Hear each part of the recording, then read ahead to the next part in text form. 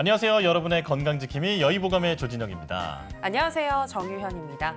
저녁 식사를 이른 시각에 해야 건강에 도움이 된다고 생각을 하시는 분들이 많은데요. 그래서 다이어트를 할 때에는 오후 6시 금식을 목표로 삼기도 하죠. 하지만 전문가들에 따르면 저녁 식사를 언제 하는지보다 공복을 14시간 이상 유지하는 게 중요하다고 합니다.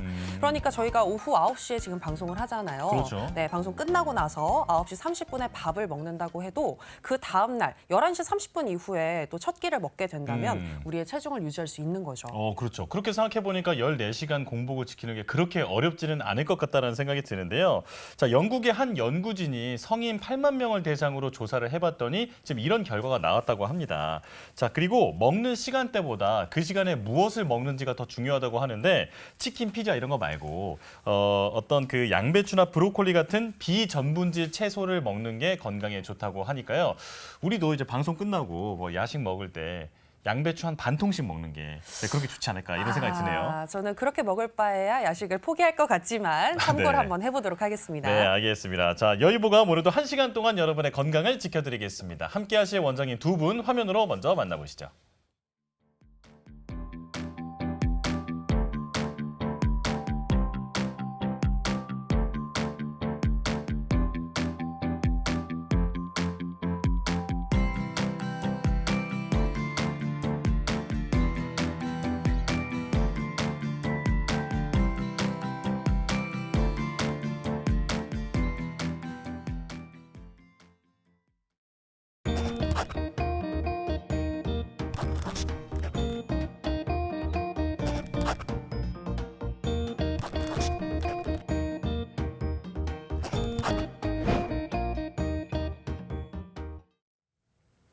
네, 여의보감 오늘은 정범석 원장님, 이상훈 원장님 두 분과 함께하겠습니다. 어서 오세요. 어서 오세요. 안녕하세요.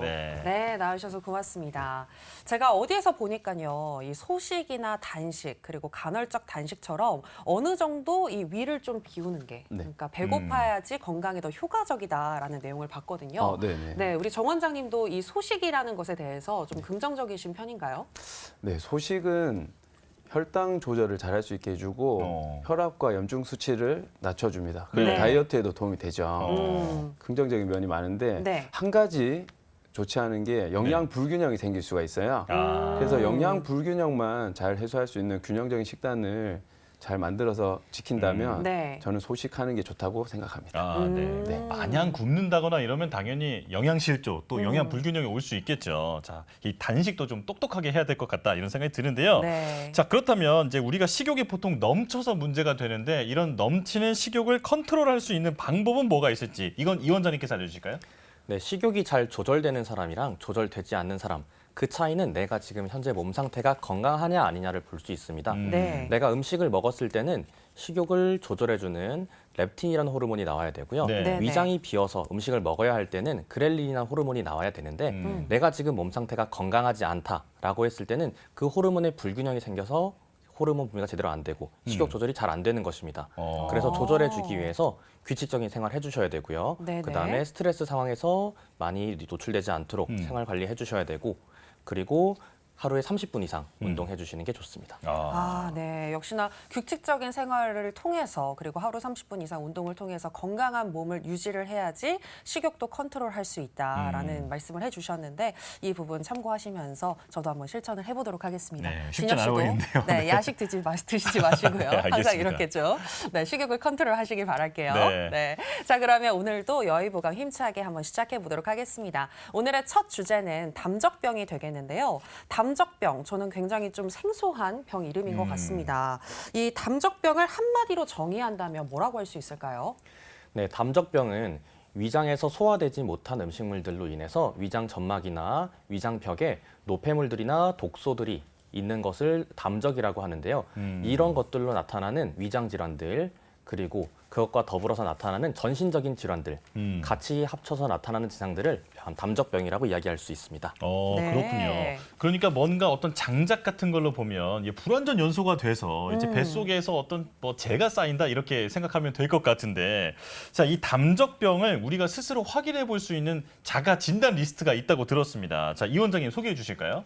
네, 제가 담적병 관련해서 자가 진단 리스트 20개를 가져왔고요. 소화기 증상, 신경계 증상, 순환계 증상, 안면부 증상, 그리고 마지막으로 비뇨 생식기 질환 이렇게 5카테고리로 나눠서 네. 이제 설명 한번 해드리겠습니다. 네, 20개요. 네. 자, 먼저 소화기 증상인데요. 내가 배가 너무 딱딱하다라고 하시는 분들 계시고요. 내가 위가 멈춘 것 같아요. 그리고 속이 항상 쓰려서 나는 위장약을 달고 살아요. 라고 하시는 분들 계시고요. 배가 밥만 먹으면 배가 빵빵해서 많이 불편합니다. 라고 하시는 분들 계시고 대변을 볼 때 부드러운 변이 아니라 설사나 변비 한쪽이거나 아니면 번갈아 가면서 나타나는 경우들이 있습니다. 네.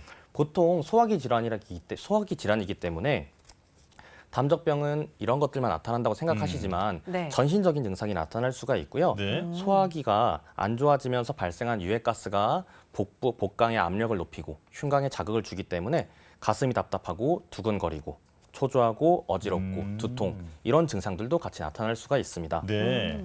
네, 그 다음으로는 순환기 증상이 있는데요. 순환이 잘 안 되기 때문에 손이 잘 붓고 담 결리고 통증, 저림 증상이 있고요. 안면부 증상도 나타날 수가 있는데 가장 흔히 나타나는 것들은 다크서클이 심해진다입니다. 네. 그리고 마지막으로 비뇨 생식기 질환에서는 소변량이 급격하게 줄어드는 경우가 있고요. 그리고 남성분들에게는 성욕의 저하, 여성분들에게는 지렴이 계속 발생한다 등이 있을 수 있겠습니다. 네. 네. 이 20개의 체크리스트를 말씀해 주셨는데 저도 체크를 하면서 보니까 해당되는 것들이 있기는 하지만 동시에 나타난 적은 없다라는 생각이 들어요. 네네. 저 같은 경우에도 지금 뭐 거의 해당이 안 될 정도로 다행히 음. 담적병은 아닌 것 같은데 이 원장님은 어떠신가요? 네, 지금 여기 20개 체크리스트 중에 12개 이상이 내가 해당된다면 담적병을 의심해 볼 수 있는데요. 네. 저 같은 경우는 식습관이나 생활 습관을 잘 규칙적으로 유지하려고 노력하는 편이라서 목 어깨가 뻐근하다 요 정도 하나 정도 빼고는 괜찮습니다. 아주 건강하시네요. 네. 자, 정 그럼 원장님은요? 정 네. 원장님은요? 저도 소화는 정말 잘 되거든요. 아, 네. 근데 저는 지금 듣다 보니까 저도 목 어깨 뻐근하고 불편한 증상이 있는데 듣다 보니까 최근에 좀 피곤해서 네. 다크서클이 요즘 내려오고 있는데 네.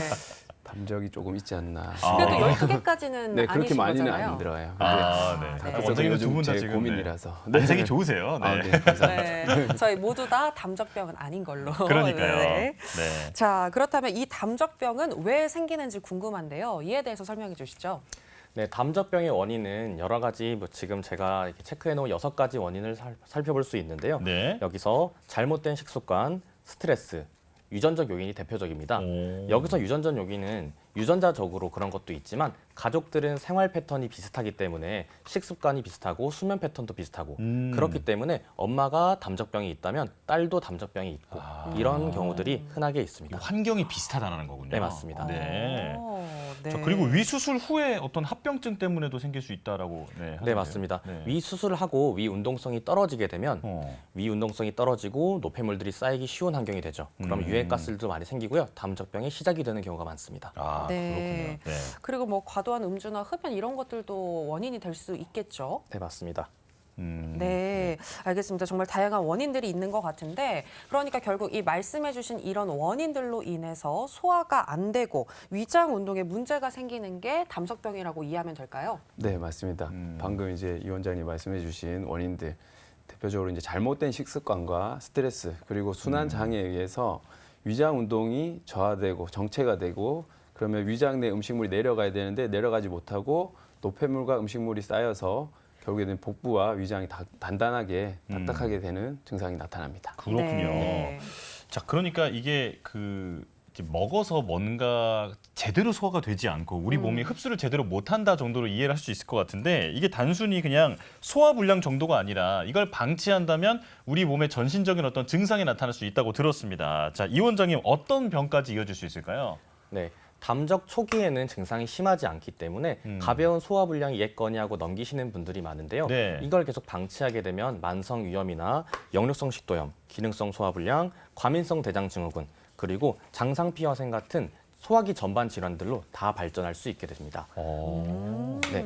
그리고 담적 같은 경우는 초기, 중기, 후기로 나눌 수가 있습니다. 초기 같은 경우는 증상이 심하지 않기 때문에 네. 더부룩함, 답답하고 채기 있고 트림 있는 그런 정도인데요. 네. 우리가 이 상태에서 위 내시경을 했을 때는 뭐 특별한 이상이 없어서 신경성이나 그래서 가벼운 위염이다라는 진단을 받게 됩니다. 네. 그리고 중기 단계로 넘어가게 되면 위장 운동성 저하로 가스가 발생해서 위장이 부풀게 되고요. 위아래에 있는 장기들을 누르게 되면서 복강의 압력이 증가하게 됩니다. 그래서 숨을 쉴 때 불편하고 가슴을 누르게 되기 때문에 가슴도 답답하고 이런 증상들이 나타납니다.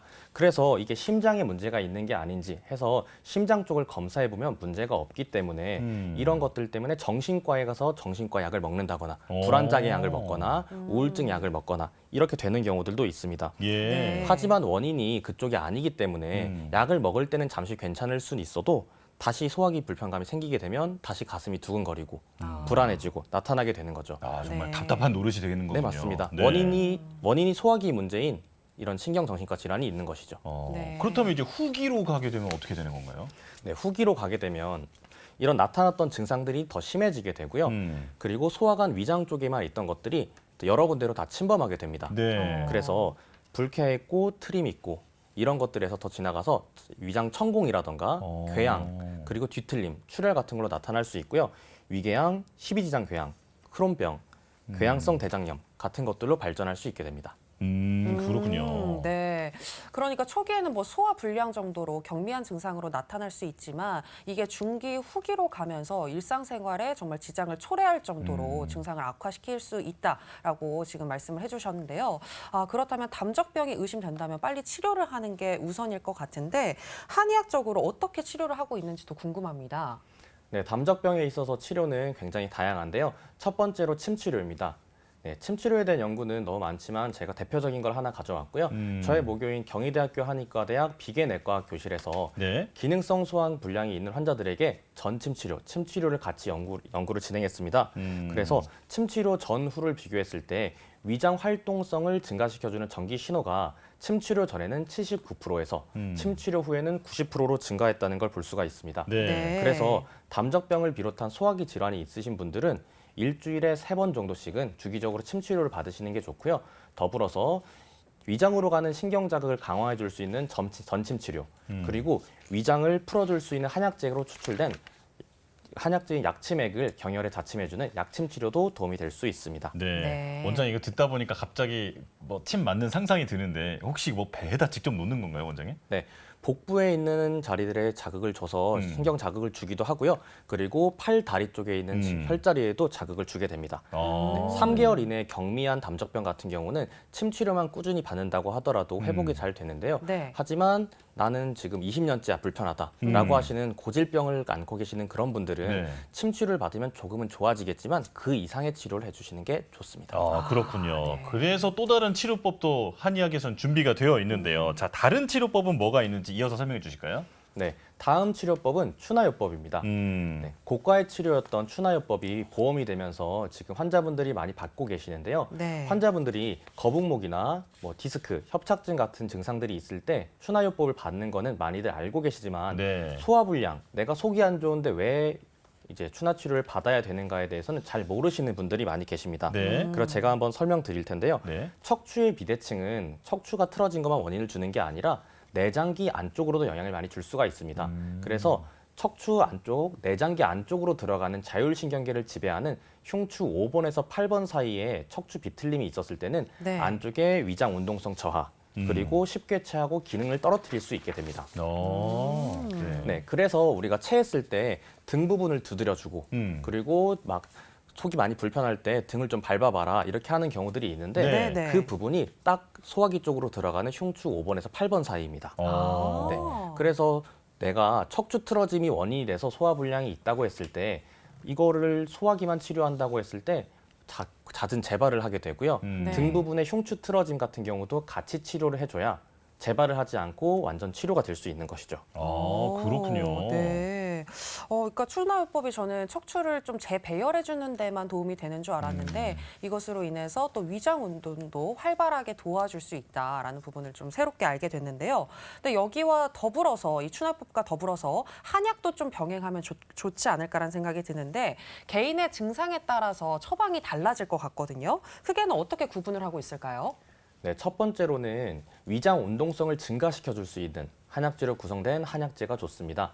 대표적인 처방은 백출이라는 한약재고요. 위와 장의 운동성을 향상시켜서 위장에 고여 있는 담적들을 잘 내려보낼 수 있게 해주는 역할을 하게 됩니다. 네. 두 번째로는 위장 증상과 더불어서 아까 신경 증상들, 자율신경계 이상으로 두근거림, 불안함, 우울감 같은 게 동반된 상태를 치료할 때는 이럴 때는 모려라는 약제가 사용됩니다. 모려는 굴 껍질을 갈아서 분말로 갈아 놓은 건데요. 네. 교감신경과 부교감신경을 잘 조화롭게 만들어주고요. 그리고 위산을 중화시켜주는 역할, 그리고 흥분을 가라앉히면서 마음의 평화를 가져올 수 있게 하는 약제입니다. 네, 그리고 마지막으로 담적 후기 단계에서 말씀드렸던 것처럼 위장에 염증이 있는 경우, 위장에 염증이 있어서 지금 여러 군데로 침범이 되어 있는 궤양 상태일 때는 네. 위장 활동성만 이렇게 치료한다고 해서 회복이 되는 건 아니고요. 네. 염증 치료를 할 수 있는 치료가 들어가야 됩니다. 대표적인 약제는 황열이라는 약제입니다. 네. 황련 약제는 항염증, 항균 작용이 있는 약제라서 궤양이 있을 때 드시면 굉장히 좋지만 소화기 안 좋으신 분들은 소화기에 좀 부담이 될 수 있습니다.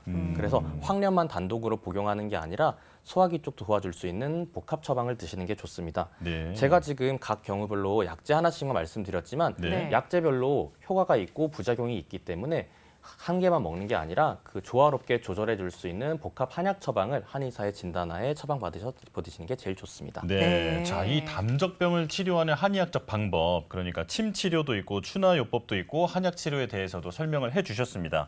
자, 원장님 제가 설명을 듣다 보니까 궁금한 게 생기는데 조금 전에 이 흉추가 이제 소화기관이나 이런 부분에 연관이 많이 있다고 하셨잖아요. 네, 근데 맞습니다. 그렇다면 평소에 자세가 안 좋아서 이 흉추가 틀어진다거나 그러면 그게 담적병의 원인이 될 수도 있는 걸까요? 네, 맞습니다. 흉추가 틀어진 게 선후 관계라는 게 조금 애매하지만 네. 흉추가 틀어지게 되고 소화기 쪽으로 들어가는 신경, 혈류량이 줄어들게 되면서 운동성이 떨어지고 그에 따라서 담적이 생길 수도 있습니다.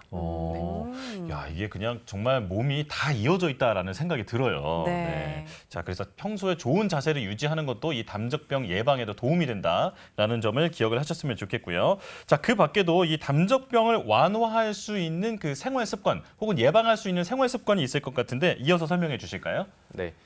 생활 습관 같은 경우는 규칙적인 생활을 하는 게 무조건 좋습니다. 규칙적인 식사, 규칙적인 수면, 그리고 과로하지 않고 스트레스 관리를 해주는 것인데요. 스트레스를 많이 받고 불규칙적인 생활을 하게 되면 아까 말씀드렸던 렙틴, 그렐린 호르몬 같은 것들도 많이 불균형이 되고 우리 몸에서 안 좋은 영향들이 내장기 쪽으로 많이 영향을 미치게 됩니다. 네. 그리고 제가 한 가지 더 말씀드리고 싶은 거는 진통소염제 관련된 내용입니다. 우리가 가장 많이 쓰는 진통소염제인 엔세이드 같은 경우는 거기 다 적혀 있습니다. 동반되는 부작용이 위장장애. 그래서 우리가 병원 가서 약을 처방받으면 진통소염제와 위장약을 같이 처방받게 됩니다. 네. 그래서 만성 통증으로 내가 약을 오래 드시고 계시는 분들 보시면 다 위장장애를 갖고 계십니다.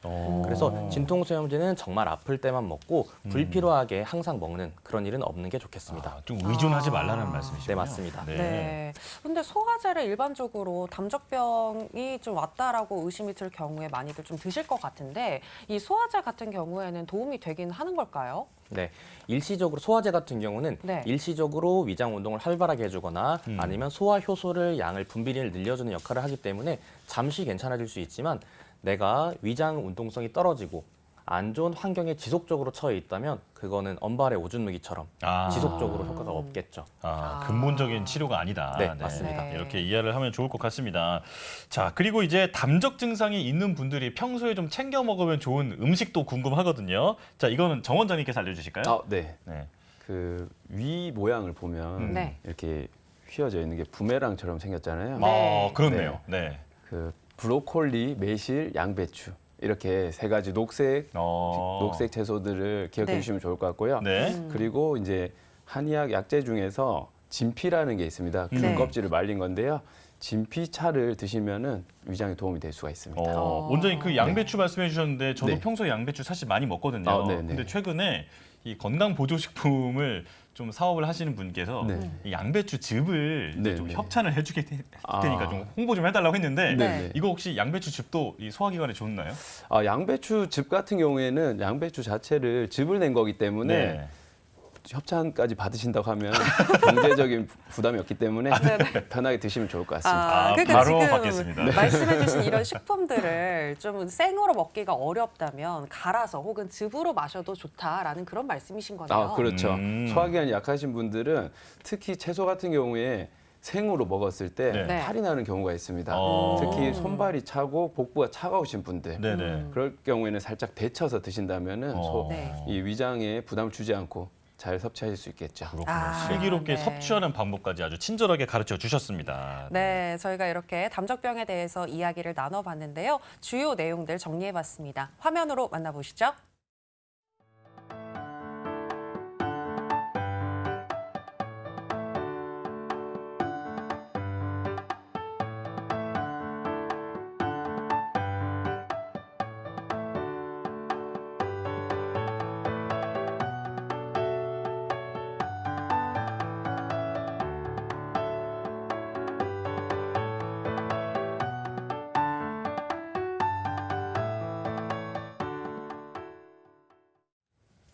생방송으로 보내드리는 여의보감 이제 8시 21분을 향해 가고 있습니다. 이제 두 번째 주제로 넘어갈 텐데요. 아마 이 병은 정말 많이 들어보셨을 것 같습니다. 우리가 약간 스트레스를 받거나 밥을 먹은 다음에 별일 아닌데도 화장실을 들락날락거리는 분들이 있잖아요. 아, 네. 어떤 거죠? 과민 대장 증후군? 그렇죠. 아. 네. 예전에는 과민성 대장 증후군이라고도 많이 불렀는데 이제는 과민 대장 증후군으로 이름을 통일해서 부르고 있거든요.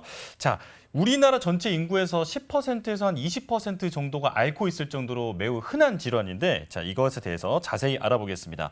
과민 대장 증후군 어떤 질환인가요, 정 원장님? 네. 과민대장 증후군은 식사나 가벼운 스트레스를 받았을 때 네. 복부 팽만감이 높아진다든지 복통이 생기는 네. 이런 소화기 증상이 반복돼서 나타나고 그리고 이때 설사나 변비 같은 배변 장애를 동반하는 만성 질환입니다. 네. 네, 말씀해 주신 대로 굉장히 흔한 소화기 질환이고요. 네. 유병률이 10%에서 10%에서 지금은 최근에는 조금 더 증가 추세에 있습니다. 네. 네. 이게 진단, 증상, 네, 네, 네. 기준이 좀 있을 것 같아요. 네. 진단할 때는 3개월 동안, 최근 3개월 동안 주 1회 이상 복통이 있고 이 복통이 첫 번째로 배변과의 연관성, 둘째 배변 횟수의 변화, 셋째 대변의 형태나 그 단단한 정도의 변화, 이 세 가지 중에서 2가지 이상의 증상을 같이 나타낼 때 네. 진단을 할 수가 있습니다. 네, 원장님 그러면 이런 과민 대장 증후군은 네. 병원에 가서 이렇게 네. 검사를 받아봤을 때도 특별한 이상 증상이 잘 안 나타나나요? 네. 과민대장 증후군 같은 경우에 생화학적이나 구조적 이상으로 설명할 수 없기 때문에 특정적인 단 한 가지 검사를 통해서 진단할 수는 없고요. 네. 그래서 보통은 엑스레이나 CT 같은 영상의학적 검사 그리고 대장 내시경 네. 그리고 기본적으로 대변 검사나 혈액 검사를 통해서 네. 복통의 원인이 되는 기질적인 원인이 없다는 것을 먼저 확인한 후에 그런 원인이 없는데도 불구하고 아까 말씀드렸던 그 가벼운 스트레스나 네. 식사 후에 복통이 반복되고 배변 시에 불쾌감이 나타난다든지 설사와 변비가 반복돼서 나타난다면 과민대장 증후군을 의심해 볼 수 있습니다. 네. 그렇군요. 제 주변에도 이 과민대장 증후군 때문에 고생하시는 분들이 있는데 그런 분들을 보면 이 화장실이 없는 대중교통을 생각도 못 하시더라고요. 많이 정말. 불안해하실 것 같아요. 네, 많이 불안해하시고 엄두도 못 내실 정도로 굉장히 막 평소에도 스트레스를 많이 받으시는 것 같은데 저는 사실 이게 조금 이해가 안 되는 게 일반적으로 아무리 화장실에 가고 싶어도 어느 정도는 참거나 조절을 할 수 있잖아요. 그런데 이 과민 대장 증후군을 가지고 계신 분들은 그게 좀 어려운 것 같습니다. 혹시 기억나시는 케이스가 있을까요? 네. 그 과민대장 증후군 같은 경우에 네. 3가지로 나눌 수가 있는데요. 설사 우세형이 있고 변비 우세형 그리고 2가지가 교대로 나타나는 복합형이 있습니다. 네. 사실 변비 우세형 같은 경우에는 조금 불편함은 있겠지만 이 사회생활을 할 때는 괜찮아요. 네. 그냥 그쵸. 가스가 조금 많이 나오는 정도. 네. 그런데 설사 우세형이나 복합형인 경우에는 생활할 때 굉장히 불편합니다. 저희가 사람을 만나거나 뭐 회사를 가거나 할 때 식사 자리 그리고 카페 그리고 뭔가를 먹는 자리가 굉장히 많잖아요. 네네. 음식을 먹게 되면 대장을 자극하기 때문에 그리고 가벼운 스트레스에도 자극이 되기 때문에 저희 환자분들 중에 한 분은 식사 자리가 있으면 그때부터 스트레스를 받기 시작하는 거예요. 벌써 스트레스를 받으시는 그렇죠. 거예요. 네. 어떡하지 걱정을 하시고 그리고 그날은 아예 아무것도 안 드세요. 출발 전부터. 그렇죠. 근데 이제 에너지를 쓱 쏟고 생활을 하고 나니까 집에 오면 굉장히 배가 고프잖아요. 그렇네요. 그러면 과식하고 폭식하고 사실 과민대장 증후군 환자분들은 이 식습관 조절이 굉장히 중요한데 이런 악순환이 반복이 되게 되는 거죠. 네. 그렇군요. 네, 일상에서 아주 큰 불편을 네, 초래한다. 네, 이렇게 생각하면 될 것 같은데요. 네, 네, 자, 맞습니다. 조금 전에 다양한 검사를 통해서 이 과민대장 증후군을 진단을 해야 한다고 말씀하셨는데 네. 그만큼 원인도 좀 아리송할 것 같거든요. 자, 정 원장님이 직접 이게 진료를 많이 해보시니까 네, 네. 어떤 공통적인 그런 네. 병인이 좀 있을 것 같아요. 네. 뭘까요?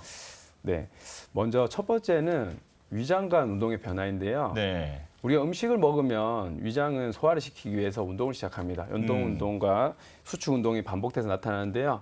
과민대장 증후군 환자분들은 이 운동이 굉장히 격렬하게 빠르게 나타나면서 대장을 자극하게 됩니다. 너무 많이 움직이는 거예요. 네, 그렇죠. 네, 두 번째는 내장 과민성으로 이 환자분들을 봤을 때 대장 쪽에 가스를 주입하거나 네. 뭐 풍선을 넣어서 확장을 시켰을 때 네. 정상인들은 반응하지 않는 소량임에도 불구하고 복통을 느끼게 되고 이때 복통은 그냥 화장실 가고 싶은 정도가 아니라 네. 굉장히 아프고 불편감을 느끼게 됩니다. 네. 예민한 거네요, 말 그대로. 그렇죠. 장이 굉장히 예민하신 거죠. 네네. 그리고 이제 세 번째로는 유전적 요인이 있는데요. 그 과민대장 증후군 환자분들은 가족 내에 이 환자분들이 모여 있는 경우가 굉장히 많습니다. 네. 그래요? 그렇죠. 네. 아까 이제 담적병 같은 경우에도 유전이 굉장히 중요하다고 말씀을 드렸었는데요. 네.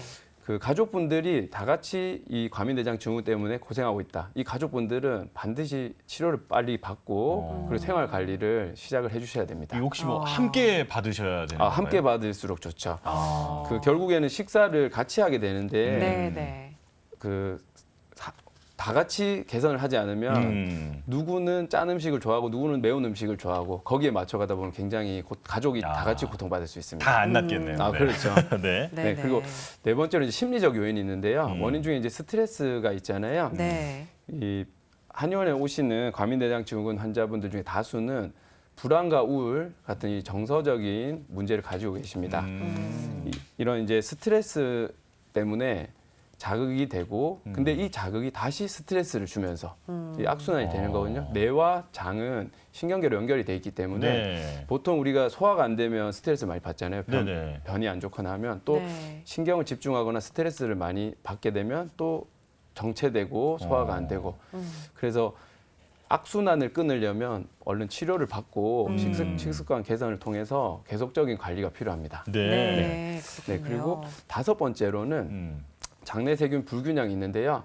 우리의 장에는 우리 몸 세포보다 많은 이 세균들이 살고 있어요. 근데 네. 유익균도 있고 유해균들도 있는데 이 유해균들이 많아지게 되면 장점막 투과도를 높이고 그리고 비만 세포를 활성화시킵니다. 네. 그래서 장의 민감도를 굉장히 증가시키죠. 그래서 과민대장 증후군을 유발하게 되고요. 네. 그리고 마지막으로 감염 후에 과민대장 증후군이 발병이 많은데요. 네. 세균성 장염을 앓고 난 후에 이 과민대장 증후군을 겪게 되는 환자분들이 25% 정도 됩니다.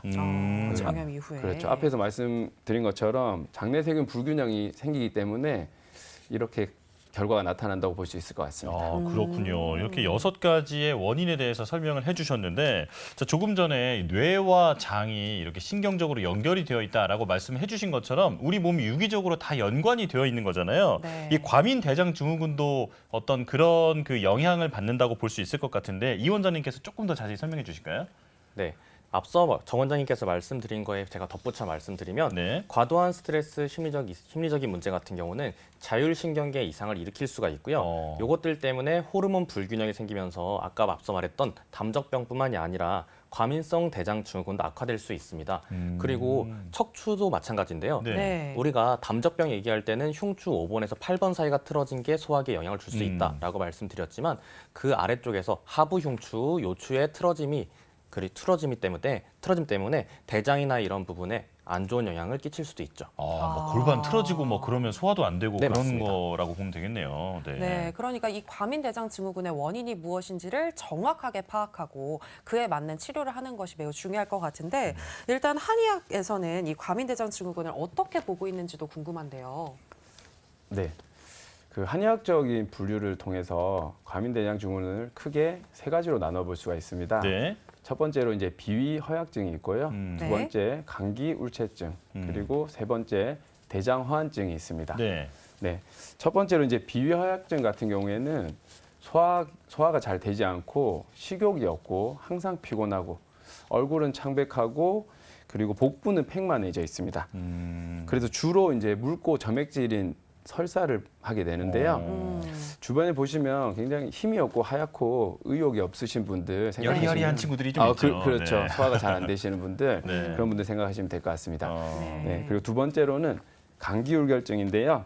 여기서 울결됐다는 거는 울체되고 막혔다는 뜻이에요. 스트레스에 의해서 가슴이 답답해지고 복부가 막히고 그래서 소통이 되지 않고 정체가 되고 가스가 많이 차게 되는데 배에서는 소리가 나고 트림이나 방구가 많이 나오게 됩니다. 네, 이때는 복통이 옆구리 쪽으로까지 쭉 뻗어서 나타나는 경우가 있습니다. 그리고 이제 세 번째로 대장 호환증인데요. 여기서 호환은 차갑다는 뜻이고요. 네. 주로 복부나 아랫배가 차갑고 뒤로 당기는 증상 그리고 뒤로 묵직한 증상이 나타납니다.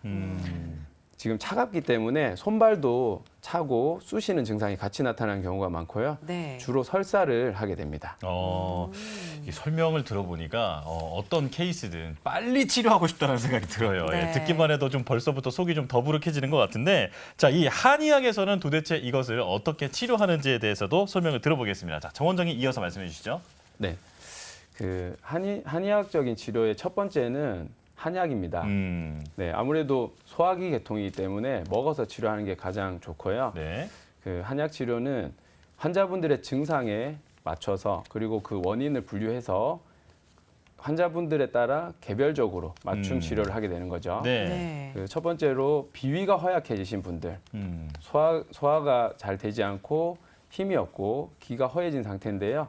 그럴 때는 소화기관을 정상화시켜주고 모기해줘서 몸에 힘을 낼 수 있도록 우리가 힘이 들면 목소리도 잘 안 나오고 말도 하기 싫고 가슴은 답답하고 네. 팔도 들기 싫잖아요. 그렇죠. 네, 네. 그러면 위장 운동도 운동하기 싫어요. 그러면 얘네들이 빨리빨리 내려 보내줘야 되는데 쌓이고 정체될 수가 있겠죠. 네. 네, 그리고 지금 막힌 경우에 스트레스로 인해서 막힌 경우에는 그 화병을 풀어주는 처방을 통해서 기혈을 순환시켜주고 그리고 울체된 것들을 풀어줍니다. 그러니까 담적이나 기혈을 풀어줌으로써 증상을 완화시켜 줄 수가 있겠죠. 네. 자, 한약을 설명을 해주셨고 그러면 추나요법도 혹시 도움이 되나요? 추나요법 같은 경우에는 네. 소화기 계통은 추나요법을 잘 생각하지 못하시는 경우가 많은데요. 네. 이렇게 경직되고 틀어진 복부나 골반 쪽, 허리 쪽 이쪽 근육들을 바로잡아주면서 기화혈을 순환시켜주고 아까 이 원장님 말씀하셨던 교감신경과 부교감신경을 조화롭게 균형을 맞춰줌으로써 이 소화기 계통에 도움을 줄 수가 있습니다. 예. 네. 그리고 뭐 침이나 약침 같은 것들도 좀 네. 도움이 될까요? 네, 침과 약침 그리고 뜸 치료를 통해서 네. 복부와 아까 손발에 이제 혈자리들에 침을 놓게 되는데요. 침 치료를 하고 그곳에 이제 전기 침 치료를 걸어줘서 전기 신경계를 안정화시켜 주고요. 뜸 치료를 통해서 복부가 차가워졌을 때 네. 복부에 열을 다시 올려주고 사지가 쑤시고 아플 때도 네. 치료를 통해서 이 증상들을 완화시켜주면 원인이 스트레스에 있었잖아요. 네네. 그래서 스트레스가 완화가 되고 그러면 복부도 안정화되고 그러면 그로 인해서 기분이 좋기 때문에 다시 또 스트레스 관리가 되고요. 그렇군요. 네. 이 심신 전반적인 그 부분을 함께 고려하는 그런 한의학적 치료에 대해서도 설명을 들어봤습니다. 자, 그렇다면 이 과민대장 증후군 앓고 있는 분들은 일상생활에서 큰 불편을 겪으시기 때문에 평소 생활에서 주의할 점도 좀 있을 것 같거든요. 자, 어떤 게 있을까요, 선생님? 네. 과민대장 증후군은 정의해서 볼 수 있듯이 식사와 스트레스가 문제인데요. 일단 스트레스를 피하는 게 가장 좋겠죠. 네. 네, 사실 스트레스라는 거는 어떠한 자극들이기 때문에 저희가 모든 스트레스를 피할 수는 없습니다. 네. 그럴 때 긍정적인 생각을 가지고 이겨낼 수 있는 방법이 필요한데요. 체력이 좋으신 분들은 네. 이 스트레스에 대항할 수 있는 힘이 강해요. 그래서 평소에 운동을 꾸준히 해주고 규칙적인 식사를 통해서 체력을 키워주는 게 좋습니다. 그리고 기본적으로 잠을 잘 주무시는 분들, 네. 스트레스가 적죠. 잠 못 주무시는 분들은 스트레스가 굉장히 강해요. 네. 그분들은 소화기관도 안 좋을 경우가 많습니다. 아. 그래서 잘 자고 네. 잘 먹고 운동 잘하고 아. 굉장히 교과서적인 얘기지만 그만큼 네. 지키기 힘들기 때문에 저희가 항상 강조를 하는 거거든요. 네. 네. 그 부분을 잘 지켜주셨으면 좋겠습니다. 네. 그런데 이 대장을 좀 자극하는 음식을 피하는 것도 방법이 되지 않을까 싶은데 어떤가요, 이 원장님? 네, 과민성 대장 증후군을 더 예민하게 만드는 식단이 있고요. 그걸 포드맵 식단이라고 합니다. 포드맵이요? 네. 네. 포드맵 식단은 장에서 흡수되지 않고 미생물에서 발효돼서 가스, 팽만감, 설사 같은 것들을 계속 일으키는 식품들을 이야기하고요. 네. 네. 앞자리를 따서 지금 발효식품들, 올리고당, 이당류, 단당류, 그리고 당 알코올 등을 이야기합니다. 그래서 내가 과민성 대장 증후군을 앓고 있다는 건 알고 있지만 나의 식단은 체크 못 하시는 분들이 계세요. 네. 그래서 지금 검색창에 포드맵 식단 검색하신 다음에 내가 좋아하는 식단이나 이런 것들이 고 포드맵 식품이 있진 않았는지 찾아보시고 있으시다면 줄이시는 게 좋을 것 같습니다. 네. 네. 그러니까 과민 대장 증후군이 의심이 된다면 고 포드맵 음식은 피하셔라라는 거 기억하시기 바라겠고요.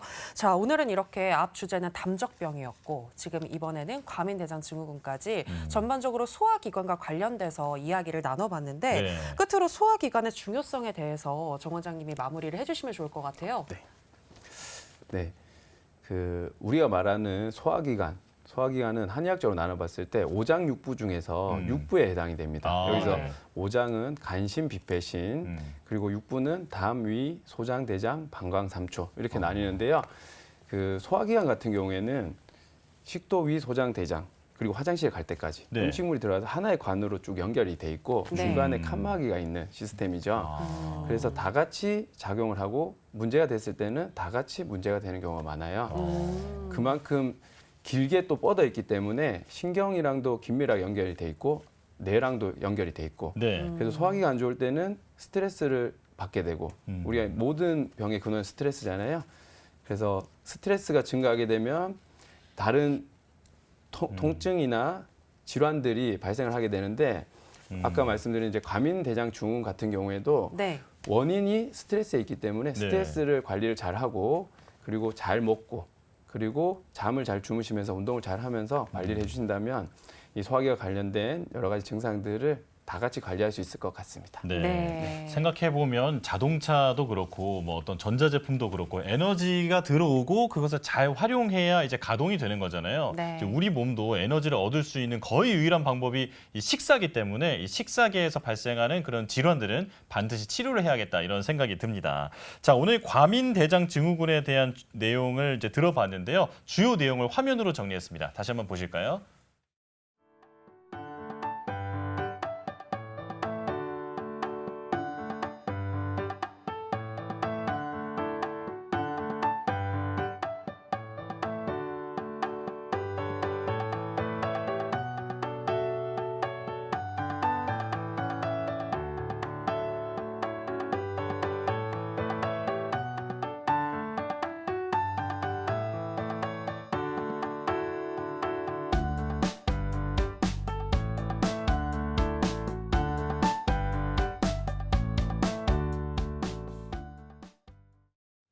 네, 이번엔 더욱 다양한 한방 정보에 집중해 볼 수 있는 오늘의 한방 시간입니다. 이상훈 원장님께서 불면증과 수면 장애에 대해서 준비하셨다고 하는데요. 함께 들어보시겠습니다.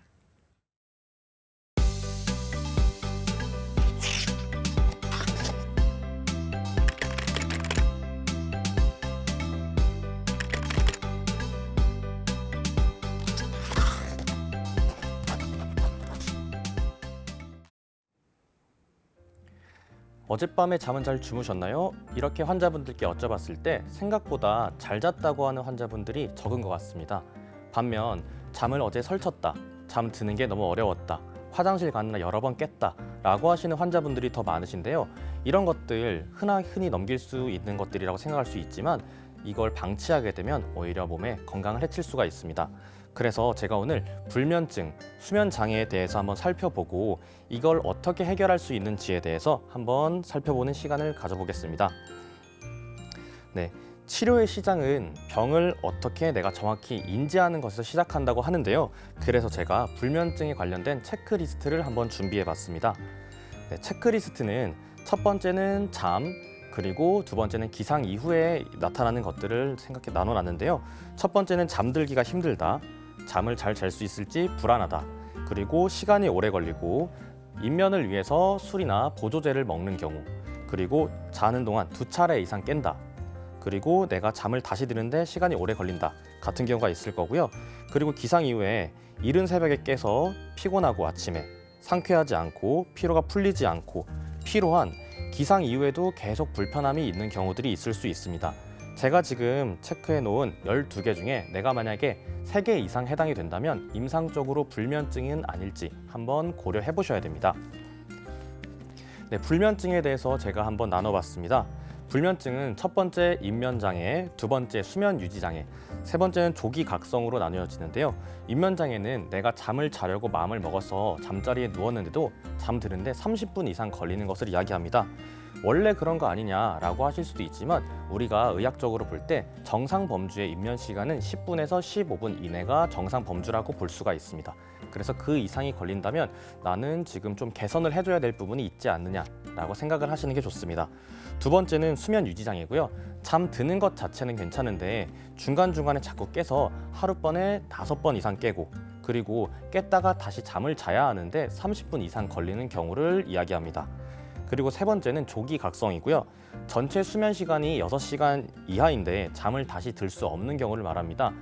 우리가 숏슬리퍼라고 해서 잠을 적게 자도 피로감이 잘 풀리고 회복이 되는 사람들이 있지만 그런 사람들은 우리가 전체 인구의 5% 미만이라고 합니다. 그래서 우리 8시간 정도 이상은 자야 하는데 6시간 이하를 잤고 내가 피로가 회복이 안 되었는데 계속 잠을 들 수 없는 경우라면 그거는 문제가 됐고 치료의 대상이 될 수 있겠죠. 네, 불면증의 원인에 대해서 한번 살펴보겠습니다. 첫 번째로는 정신적 불안정이고요. 내가 불면 때문에 지금 불안, 우울증, 그리고 알코올 중독 같은 정신질환이 있는 경우도 있고요. 그리고 흥분이나 불안 상태가 계속 지속돼서 정신적으로 과흥분 상태가 지속되는 경우도 있습니다. 그리고 기저질환인데요. 내가 만약에 천식이 있어서 지속적으로 주기적으로 호흡곤란이 온다고 하면 당연히 숙면을 취할 수가 없겠죠. 그리고 약물, 내가 각성제를 먹거나 그리고 혈압 상승제를 먹는 경우가 있겠습니다. 그리고 마지막으로 음식인데요. 많이들 알고 계시는 커피나 홍차와 같은 고카페인 음식을 먹는 경우도 있을 거고요. 짠 음식을 먹으면 부신선이 자극되면서 숙면을 방해하게 됩니다. 그리고 여러 가지 칼슘, 칼륨과 같은 영양소 결핍 같은 경우도 불면증에 영향을 줄 수가 있습니다. 네, 불면증에 대해서 제가 여쭤보거나 수면 문제를 체크해보면 저는 원래 지금까지 잠 못 잤고 지금 제가 50이 넘었는데 지금까지 아무 이상이 없었다라고 말씀하시는 분들이 많이 계십니다. 하지만 불면증을 치료해야 되는 이유는 명확히 있는데요. 뇌졸중 발생 확률 그리고 심근경색 확률 같은 심혈관계, 뇌혈관계 질환 발병률이 급격하게 증가하게 됩니다.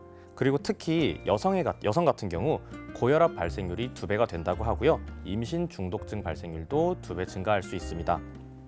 만약에 이걸 방치하게 되면 우울증, 불안장애 같은 정신질환을 유발할 수도 있고요. 입면을 하기 위해서 약물을 섭취하는 약물 중독이나 알코올 중독 같은 경우도 나에게 나타날 수가 있습니다. 그래서 저희는 이걸 해결하기 위해서 여러 가지 해야 될 게 있는데 기본적으로 맨 처음 중요한 것, 수면 위생입니다. 수면 위생 생소할 수 있지만 잠에 들기 위해서 우리가 꼭 해야 되는 것들이라고 볼 수 있습니다. 첫 번째는 같은 시간에 잠을 잘 들고 같은 시간에 일어나는 것입니다. 이게 제일 중요하고요. 환자분들 중에 알람을 쭈루룩 다 맞춰놓고 5분마다 그리고 계속 미루는 경우가 있습니다. 그러지 마시고 아침에 깨면 바로 일어나야 되고요. 그리고 아침에 일어났을 때 커튼을 쳐놓은 게 있으면 커튼을 치고 빛을 쐬주시는 게 좋습니다. 그리고 낮잠 관련해서는 낮잠을 잘 때는 30분 이상 넘어가면 나의 수면 시간에 영향을 줄 수 있기 때문에 15분 이내로 주무시는 게 좋고요. 그리고 침실, 퇴근하고 나서 내가 침대에 누워서 넷플릭스를 보는 게 취미다 라고 하시면 불면증이 올 수 있습니다. 나의 활동하는 공간과 잠을 자는 침실은 나눠주시는 게 좋고요. 잠을 잘 들지 않는다면 15분 이내 나오셔서 다른 일을 하시는 게 좋습니다. 이때는 운동을 하거나 하는 게 아니라 몸에 부담을 주지 않는 책을 읽거나 편안한 마음을 가지면서 명상을 하시는 게 좋겠습니다. 그리고 내가 일을 너무 좋아하시는 분들이 잠들기에 바로 직전까지 일을 많이 하시는 분들이 계십니다. 그렇다고 하면 각성 상태가 계속 유지되면서 방해가 될 수 있기 때문에 이것도 수정하는 게 좋겠습니다. 네, 한의학 치료에서는 침 치료 그리고 한약 치료가 있는데요. 불면증 환자에게 전침 치료, 3개월 이상 겪은 150명 환자에게 10개의 혈자리에 자극을 줬을 때 수면 시간이 좋아지고요. 개선율이 1.9배 이상 좋았다는 연구 결과가 있습니다. 그리고 이것뿐만 아니라 불안증, 우울증 같은 증상들도 더불어 좋아졌는데 이게 일시적인 증상이 아니라 치료 종결 이후 2개월까지 유지되었다고 합니다. 그리고 한약 치료도 도움이 되는데요. 한약은 너무 많이 도움이 되지만 대표적인 한약은 산조인탕입니다. 산조인탕에 1,400명이 관련된 연구를 보게 되면 산조인탕만 쓰거나 그리고 수면제만 쓰거나 산조인탕 그리고 수면제를 같이 병행했을 때 수면제 단독 병행보다 수면제 그리고 산조인탕을 같이 쓴 거 그리고 산조인탕 단독으로 쓴 게 효과가 더 좋은 것으로 나타나 있습니다. 그래서 불면증을 있는지 내가 한번 체크해 보시고 내가 이걸 치료해야겠다는 생각이 드시면 가까운 한의원에 내원하셔서 침치료, 전침치료, 한약치료를 고려해 보시는 게 좋겠습니다. 오늘의 한방 이상훈 원장이었습니다.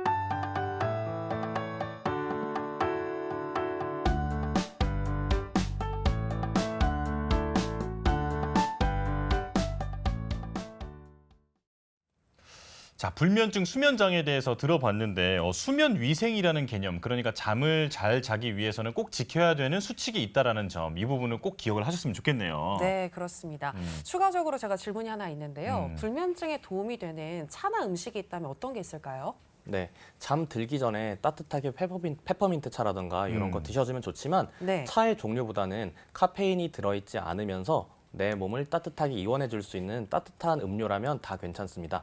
그래서 차가 굳이 아니어도 따뜻한 물을 마셔주는 것만으로도 네. 수면을 도움해 줄 수 있습니다. 네, 아, 카페인 네. 없이 따뜻한 음료로 몸을 이완시켜주는 것이 핵심이다. 이렇게 정리할 수 있겠습니다. 네. 자, 여의보감 오늘 준비한 소식은 여기까지입니다. 저희는 다음 주에 더 알찬 소식으로 돌아오겠습니다. 함께해 주신 여러분 고맙습니다.